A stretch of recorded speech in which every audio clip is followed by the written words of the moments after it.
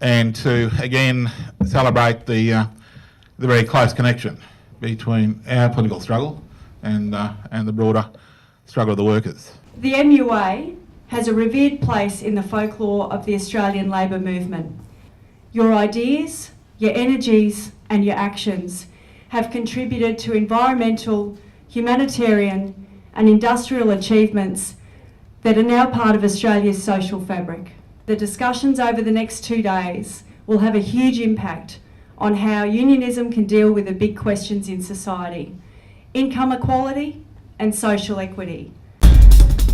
What we want is for dock workers and for seafarers around the world to have the most militant fighting voices that they possibly can have that can act internationally.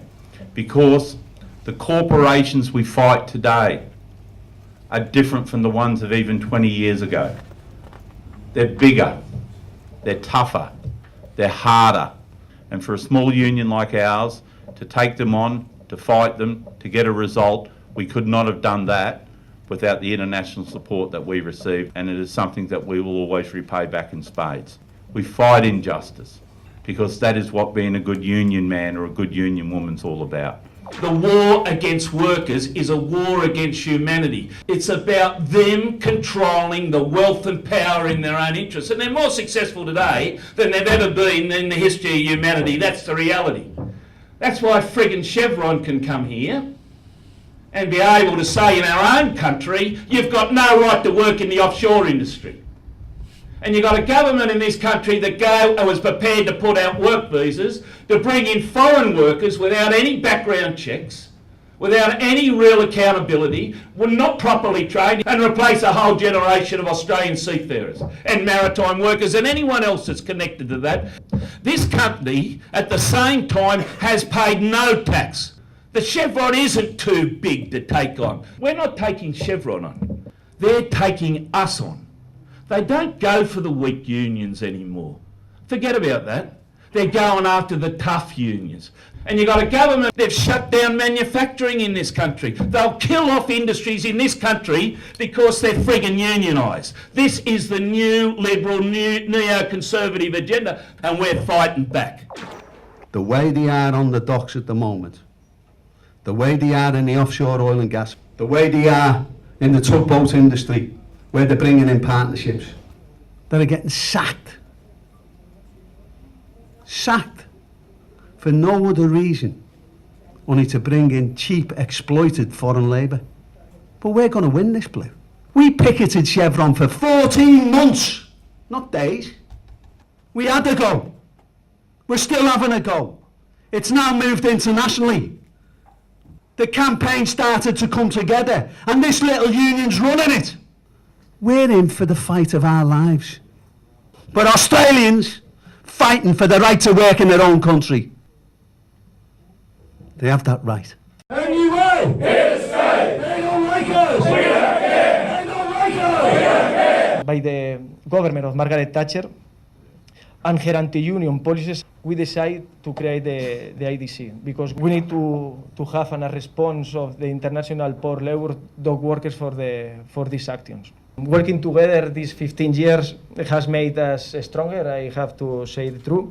We are preparing for battle, and they know that we are one of the last sectors that the unions have the power. And for us, the MUA is an example of unity that we want to preserve and to present worldwide. IDC will help you or your people, and that if you never surrender, we will be near of you. Today, the struggle for justice in the workplace is led by unions like the MUA, the ILA, and the ILWU. In my lifetime, I have never seen the war against unions more open, more vigorous. We find ourselves struggling in every contract to preserve the basic benefits we fought many years ago. It is now time to organize our unions and to build stronger solidarity around the world, to build and support common struggle for fairness, equality, not only in the port workplace, but everywhere in which people struggle, working class people struggle. In South Carolina, where I come from, we have the second lowest union density in the entire 50 states. A state which serves as a model of suppression for workers' rights, and a state bent on keeping workers divided through the utilization of racial tactics in the workplace throughout our state. And there's a collaboration that's taking place every day between our government officials and the chambers of commerce to make sure that South Carolina become the first state in America to become union-free. That's their goal. It is an honour for us to be becoming a part of the IDC, as it is also an honour for us to be part of the ITF.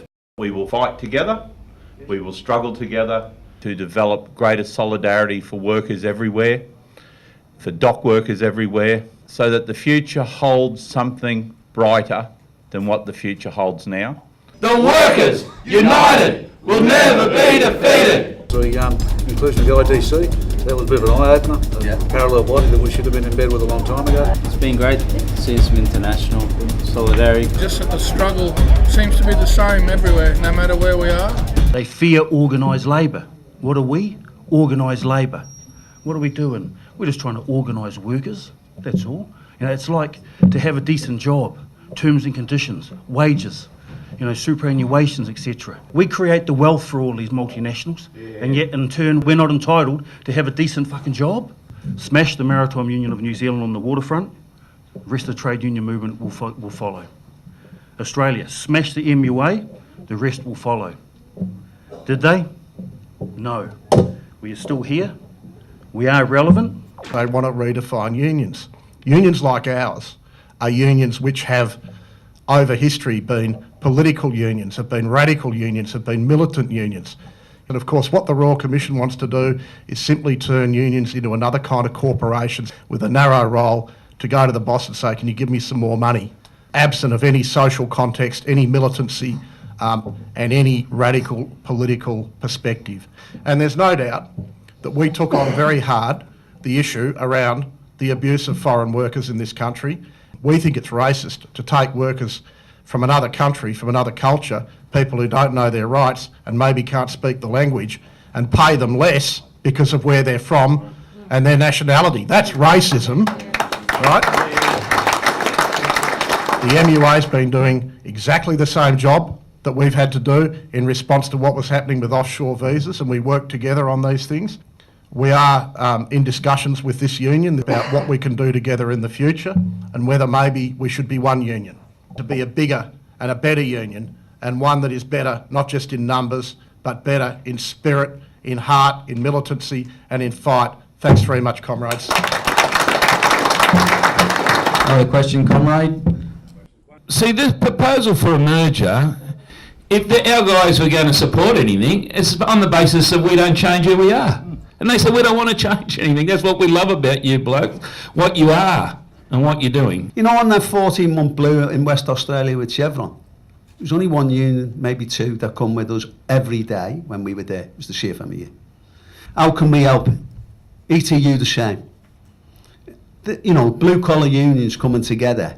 The things we can do together will make us stronger, they'll make us better. We keep our own name, we keep our own rules, we keep our own governance.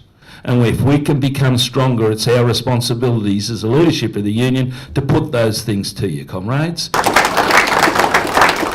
The proposed merger or amalgamation of CFMEU is getting a bit of airtime, so people are getting their heads around what's involved.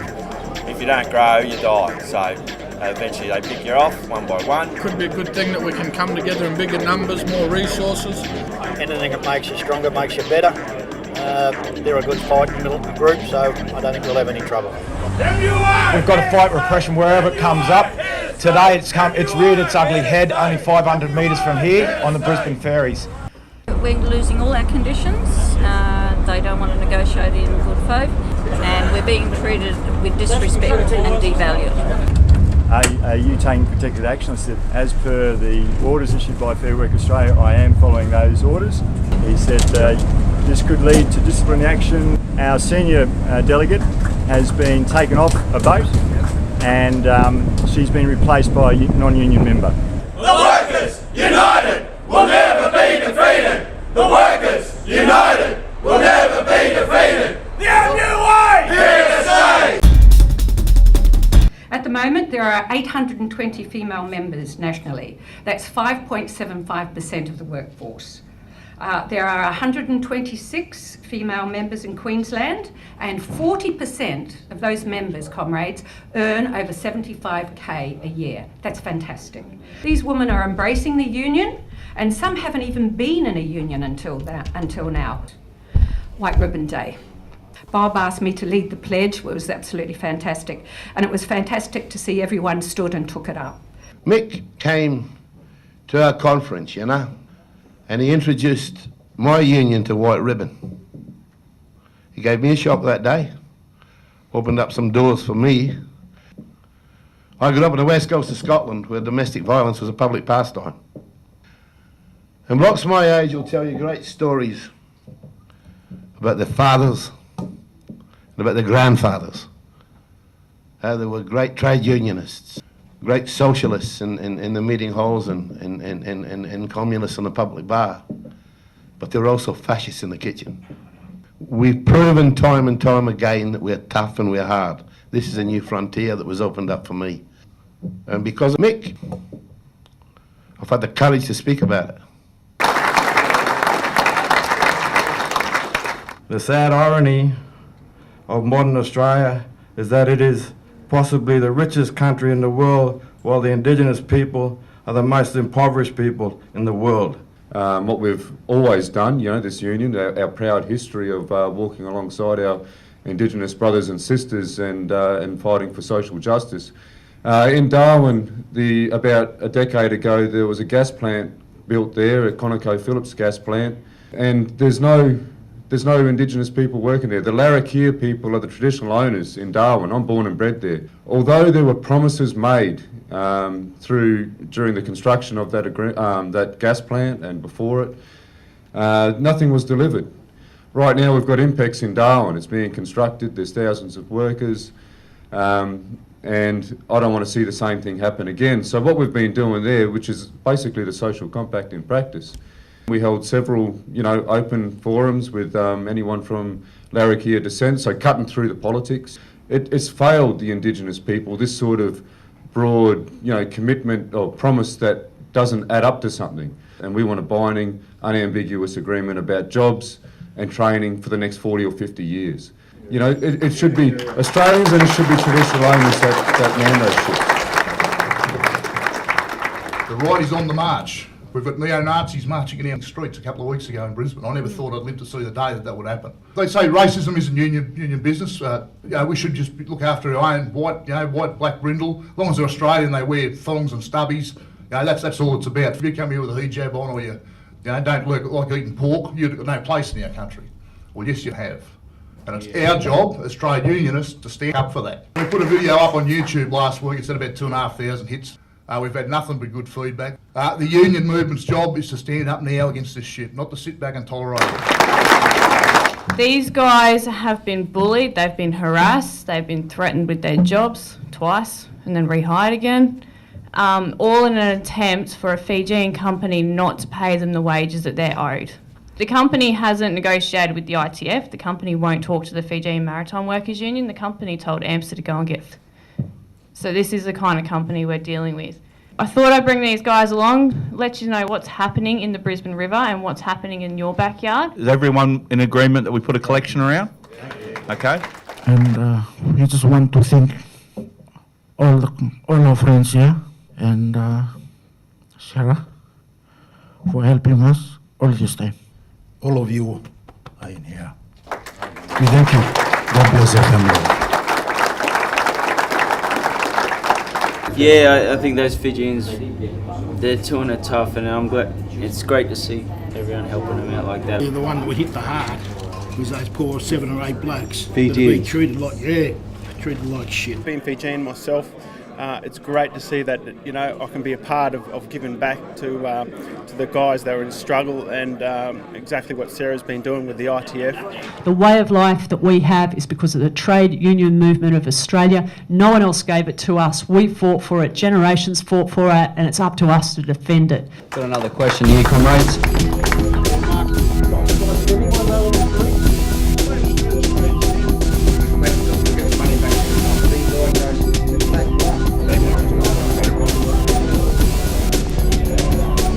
Having a great time, meeting a lot of guys throughout the state that I haven't met before. There's been some tremendous questions asked and a lot of answers given through all the different forums. It's been spectacular, actually. So I think we've got to continue with the push to educate, and that's been the big one for me. Confidence, we're united and we're standing as one, and that's the only way they'll win anything. The workers united.